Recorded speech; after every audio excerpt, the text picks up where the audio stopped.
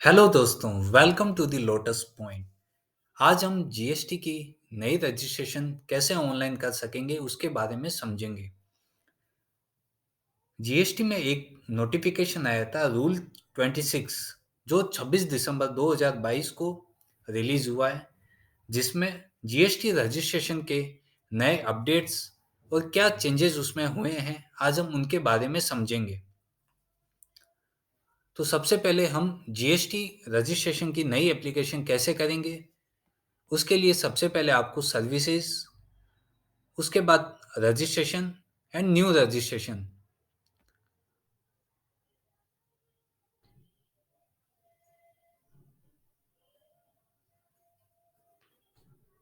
जैसे ही आप उस पर टिक करेंगे, यहाँ पे कुछ डिटेल्स है वो फिल करनी होगी और जो नए रूल्स आए हैं उनके बारे में भी हम समझेंगे।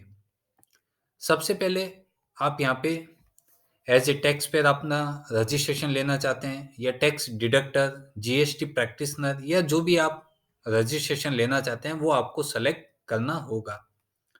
देन आप कौन से स्टेट का रजिस्ट्रेशन लेना चाहते हैं वो स्टेट आपको सेलेक्ट करना होगा। कौन सी डिस्ट्रिक्ट है, जो भी डिस्ट्रिक्ट है आप यहाँ पे डाल सकते हैं। यहाँ पे legal name of the business as mention in PAN. अगर आप प्रोप्राइटरशिप है तो आपका जो पैन बेस में जो आपका नाम है वो नाम एज इट इज आपको यहाँ पे लिखना होगा।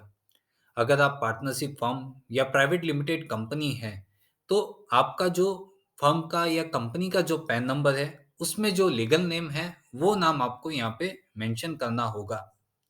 देन आपको अपना पैन नंबर यहाँ पे टाइप करना होगा।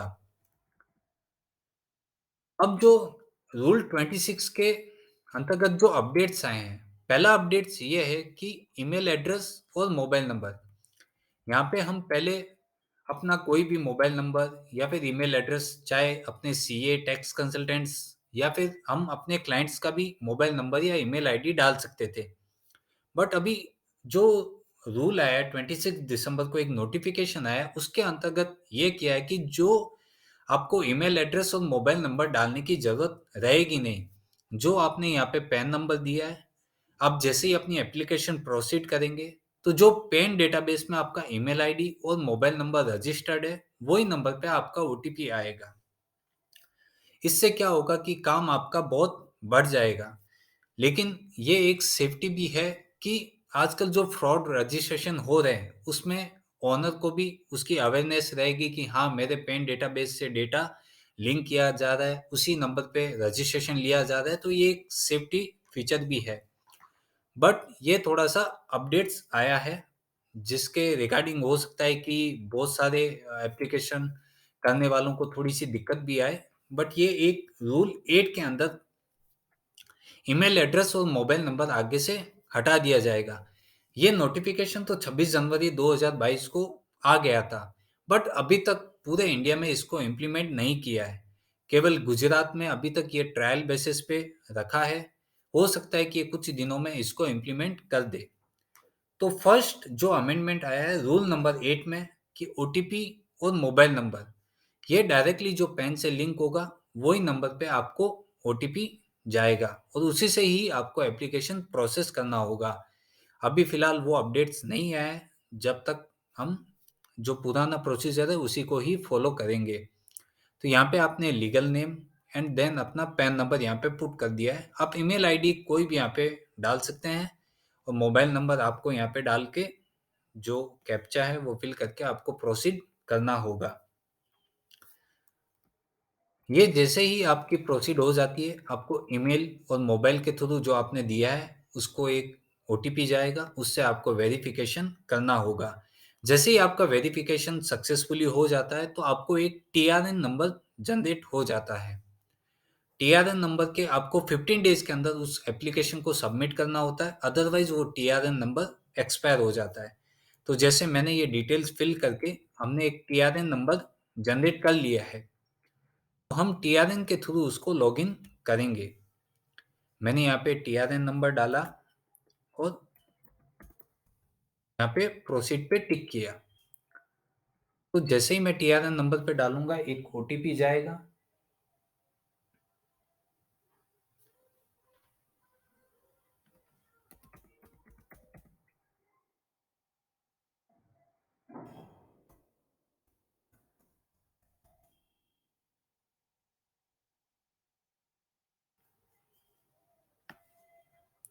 तो यहाँ पे आपका एप्लीकेशन जब आपने क्रिएट किया था वो डेट, आपका फॉर्म नंबर, एप्लीकेशन फॉर आप कौन से फॉर्म में एप्लीकेशन रजिस्ट्रेशन कर रहे हैं और उसकी एक्सपायरी डेट। तो ये आपको ध्यान रखना है कि जो टीआरएन नंबर जनरेट हो गया उसके 15 दिन के अंदर ही आपको एप्लीकेशन सबमिट करनी होगी, अदरवाइज ये टीआरएन नंबर एक्सपायर हो जाएगा और आपको वापस से शुरू से वो ही प्रोसेस करना होगा। तो सबसे पहले हमने एडिट पे टिक किया। यहाँ पे कुछ बेसिक इंफॉर्मेशन है जो आपको फिल करनी होगी।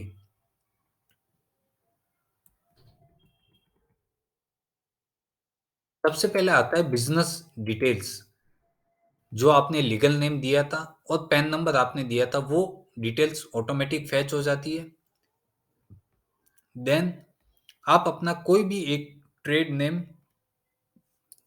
चूज कर सकते हैं कि पर्टिकुलर मुझे ये ब्रांड बनाना है या ये मेरा ट्रेड नेम है, वो ट्रेड नेम आप यहाँ पे सेलेक्ट कर सकते हैं।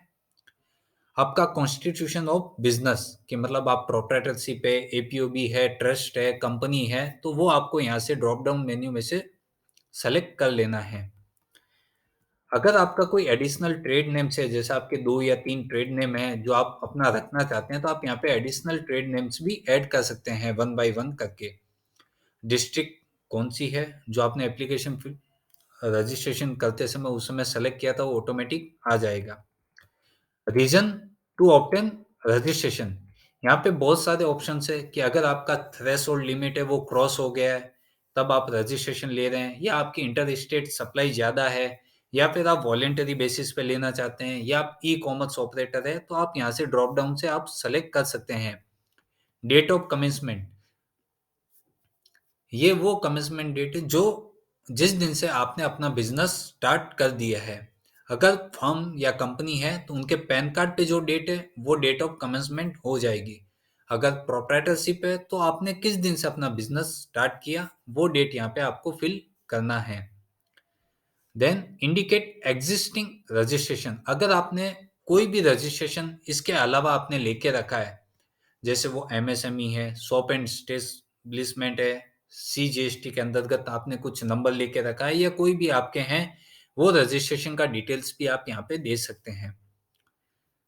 डॉक्यूमेंट अपलोड, अगर आपका पार्टनरशिप फर्म या कंपनी है तो आपको उसकी पार्टनरशिप डीड की कॉपी, या फिर कंपनी है तो आपको APOB, sorry, MOA, article of association, वो सब का कॉपी आपको यहाँ पे लगाना होगा। अगर आपने ट्रेड नेम भी दिया है तो उसका एक ट्रेड नेम का सपोर्टिंग डॉक्यूमेंट भी आपको यहाँ पे रखना होगा। अगर आप प्रोप्राइटरशिप है तो आपको ये सब डिटेल्स देने की कोई भी ज़रूरत नहीं है। हम इसको सेव एंड कंटिन्यू कर देंगे। कंटिन्यू करने पे ये आपको आगे प्रोमोटर या पार्टनर्स का डिटेल पूछेगा। अगर आप प्रोप्राइटरशिप है तो आप अपना डिटेल फिल कर सकते हैं, अदरवाइज आप प्रोमोटर्स की डिटेल, जितने भी ये प्रोमोटर्स है, डायरेक्टर्स है, आप उनकी डिटेल्स वन बाय वन करके आप ऐड कर सकते हैं। सबसे पहले हमने एक पार्टनर्स का डिटेल ऐड किया, उसका नाम, date of birth, PAN number, उनका एड्रेस, ये सब चीज़। एड्रेस आप देखेंगे तो आजकल डायरेक्टली गूगल मैप से लिंक हो गया है। आपको अपना पिन कोड, एरिया का जो भी पिन कोड है वो डाल के आपको मैप के थ्रू ही प्रेमाइसेस ये सब आपको सेलेक्ट करना होगा। ये आप फिल करके अगर डायरेक्टर है या पार्टनर है तो आपको अपना एक डॉक्यूमेंट में अपना पासपोर्ट साइज का फोटो अपलोड करना होगा। अगर प्रोप्राइटरशिप है और आप सिंगल यूजर हैं तो आपको केवल अपना फोटो अपलोड करना है, और उस केस में ऑथोराइज सिग्नेटरी की कोई ज़रूरत नहीं होती है। अगर आप फर्म या कंपनी या एपीओबी या ट्रस्ट जिनमें एक से अधिक मेंबर्स हैं, पार्टनर्स हो चाहे वो डायरेक्टर्स हो, तो उस केस में आपको एक पर्सन को ऑथराइज बनाना होगा। तो आप जिन किसी भी डायरेक्टर या पार्टनर को ऑथराइज करना चाहते हैं आप उनमें अदर इंफॉर्मेशन में जाके ऑथराइज सिग्नेटरी को यस कर सकते हैं। ऑथराइज सिग्नेटरी यस कर देंगे तो वो पार्टनर ऑथराइज हो जाएगा आपके सब लीगल, चाहे वो डॉक्यूमेंट प्रेजेंटेशन के लिए हो, चाहे ओटीपी वेरिफिकेशन के लिए हो, आधार ऑथेंटिकेशन के लिए हो, सबके लिए फिर उसी को ही करना होगा। हम डिटेल सेट करने के बाद कंटिन्यू करेंगे। तो जिस पार्टनर या डायरेक्टर को हमने ऑथराइज सिग्नेटरी में ऐड किया, उसका डिटेल्स ऑटोमेटिक आ जाएगा। उसमें अगर आप प्रोप्राइटरशिप हैं, तो आपको इसमें कोई भी लेटर ऑफ ऑथराइजेशन या कुछ भी डिटेल्स देने की ज़रूरत नहीं है। अगर आप कंपनी या पार्टनरशिप फर्म या ट्रस्ट या जो भी है, उसमें आपको एक लेटर ऑफ ऑथराइजेशन देना होगा।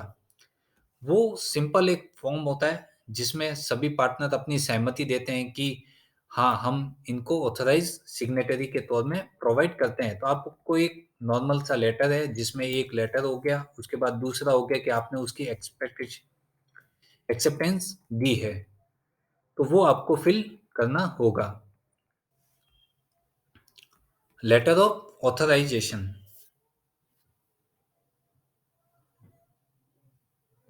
यहाँ पे हम देखेंगे कि ये लेटर पे सिग्नेचर नहीं आया है, तो हम यहाँ पे सिग्नेचर प्रोवाइड कर देंगे।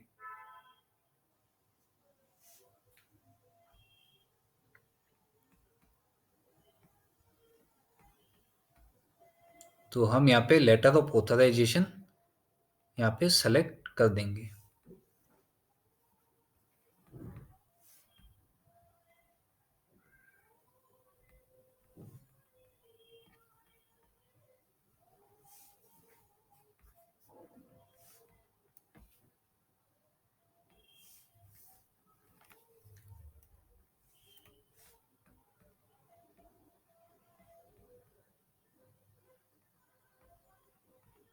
हम इसको सेव कर देते हैं।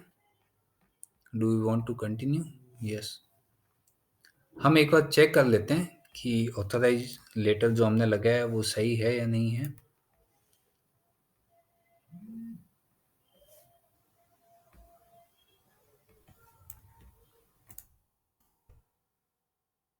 आ गया है, इसमें एक्सेप्टेंस भी आ गया है, दोनों पार्टनर का साइन आ गया है। तो हम एप्लीकेशन को सेव एंड कंटिन्यू कर देते हैं। देन अगर आप किसी को ऑथराइज रिप्रेजेंटेटिव किसी को ऐड करना चाहते हैं, तो आप यहाँ पे उसका डिटेल्स ऐड कर सकते हैं। अदरवाइज इसको कोई ज़रूरत नहीं है, तो सेव एंड कंटिन्यू। यहाँ पे आता है प्लेस ऑफ बिजनेस, कि आप अपना बिजनेस का प्लेस कौन सा रखना चाहते हैं, जहाँ से आप अपना बिजनेस स्टार्ट करना चाहते हैं। वो डिटेल आपको मैप के थ्रू ही सेलेक्ट करना है। देन यहाँ पे आपको जो भी आपका एरिया है, उस हिसाब से आपको घटक यहाँ से सेलेक्ट करना होगा। घटक के लिए आप घटक की जो लिस्ट है जीएसटी पोर्टल पे वो दी हुई है, आप वहाँ से वेरीफाई कर सकते हैं कि आपने जो एरिया है उसमें कौन सा घटक लगता है। उसके हिसाब से आपका कमिश्नर, डिवीजन एंड रेंज कौन सा आता है वो आप सेलेक्ट कर सकते हैं। देन यहाँ पे आपको जो आपने बिजनेस का एड्रेस सेलेक्ट किया है, उसके हिसाब से आपको यहाँ पे उसके नेसेसरी डॉक्यूमेंट देने होंगे।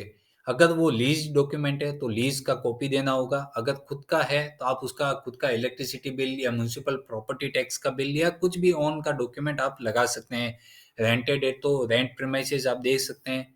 कंसेंट कंसेंट का मतलब ये हो गया कि अगर आप किसी दूसरे की जगह आप यूज कर रहे हैं, तो आपको एक छोटा सा कंसेंट लेटर बना के देना होता है कि सो एंड सो पर्सन मुझे ऑथराइज कर रहा है कि आप उसकी जगह को यूज कर सकते हैं एज ए बिजनेस, जो भी आप करना चाहते हैं वो करने के लिए। तो एक छोटा सा कंसेंट लेटर होता है, आप उसको लगा सकते हैं। यहाँ पे हमने ओन के डॉक्यूमेंट लगा दिए, तो मैंने ओन का डॉक्यूमेंट सबमिट कर दिया है। देन यहाँ पे नेचर ऑफ बिजनेस, कि आप वो बिजनेस में कौन सी एक्टिविटी करने वाले हैं, जिसमें से आप वेयर हाउस के लिए आप एप्लीकेशन कर रहे हैं, legal business, retail business, wholesale business, जो भी आप उसमें से सेलेक्ट कर सकते हैं। हमारा जैसे यहाँ पे रेस्टोरेंट इंडस्ट्रीज है, तो हमने यहाँ पे कहीं पे ऑप्शन नहीं है, तो हमने अदर पे टिक करके उसका रिमार्क लिख दिया है। अगर आप एडिशनल प्लेस ऑफ बिजनेस है, अगर आप अभी बिजनेस स्टार्ट किया, तो आपने 2-3 जगह अपनी ब्रांच ऑलरेडी खोल के रखी है, या इन फ्यूचर आप खोलना चाहते हैं, तो आप यहाँ पे have additional place of business पे टिक कर सकते हैं। मेरी जो नेक्स्ट वीडियो है वो इसी के ऊपर है, एडिशनल प्लेस ऑफ बिजनेस आप कैसे ऐड कर सकते हैं। तो आप हमारी नेक्स्ट वीडियो भी आप जरूर देखना, जिसमें हम एपीओबी के बारे में डिटेल डिस्कस किया है। हम अभी कोई हमारा एडिशनल बिजनेस है नहीं, तो मैंने इसको नो करके सेव एंड कंटिन्यू कर दिया है। इसका आप ऑप्शन को यस करके आगे बढ़ेंगे।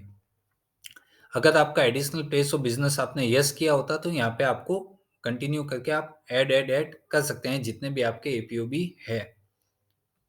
देन हम कंटिन्यू करेंगे। आप किन-किन गुड्स में या कमोडिटीज़ में आप डील करने वाले हैं, उनकी डिटेल्स आपको यहाँ पे सेलेक्ट करनी होगी। आप यहाँ पे टॉप 5 कमोडिटीज़ उनको आप सेलेक्ट कर सकते हैं। आप एचएसएन के थ्रू भी आप उनको सेलेक्ट कर सकते हैं या फिर आपको नाम पता है आइटम्स का तो उसके थ्रू भी आप इनको फाइंड आउट कर सकते हैं।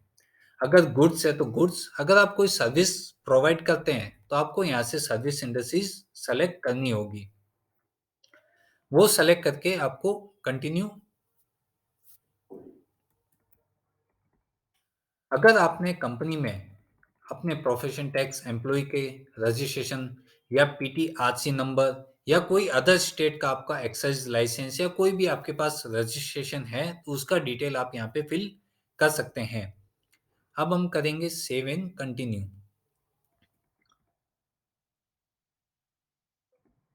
अब जो एक नया नोटिफिकेशन आया था 26 रूल के अंदर, जो सेकंड अमेंडमेंट ये था कि सब रूल 4A जिसको सब्स्टिट्यूट कर दिया है कि आप दो तरीके से अपना रजिस्ट्रेशन ले सकते हैं।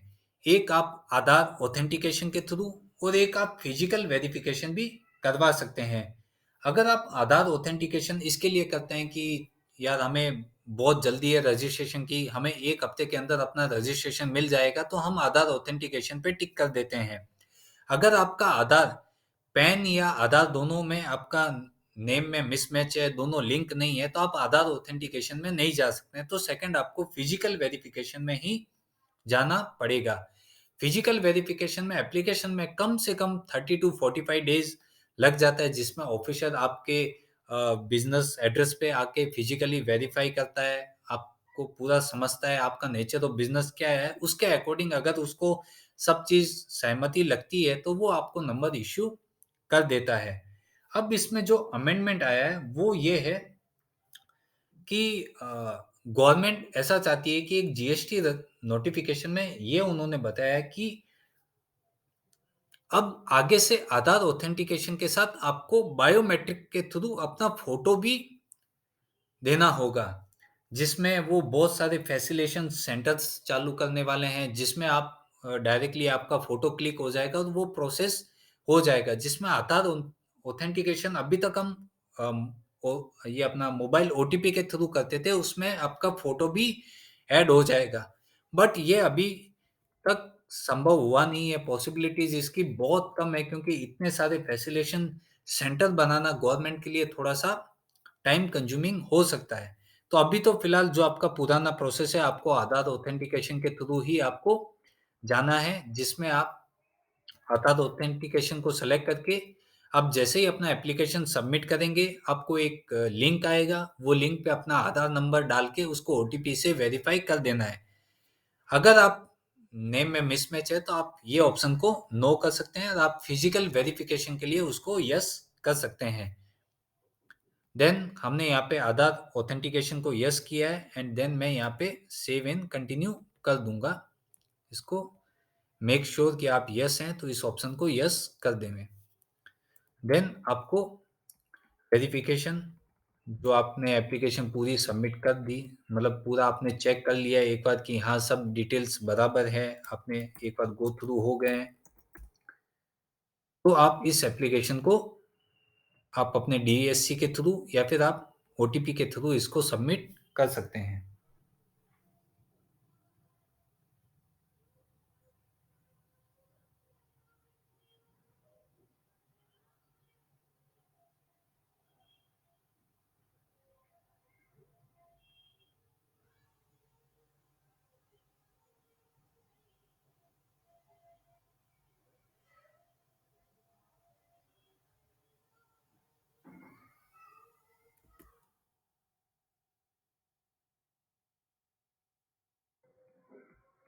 जैसे ही आप वैलिडेट पे टिक करेंगे, एक सिस्टम आपको एक्नॉलेजमेंट जनरेट कर, लेकिन उसमें कम से कम 15 टू 30 मिनट्स लगता है।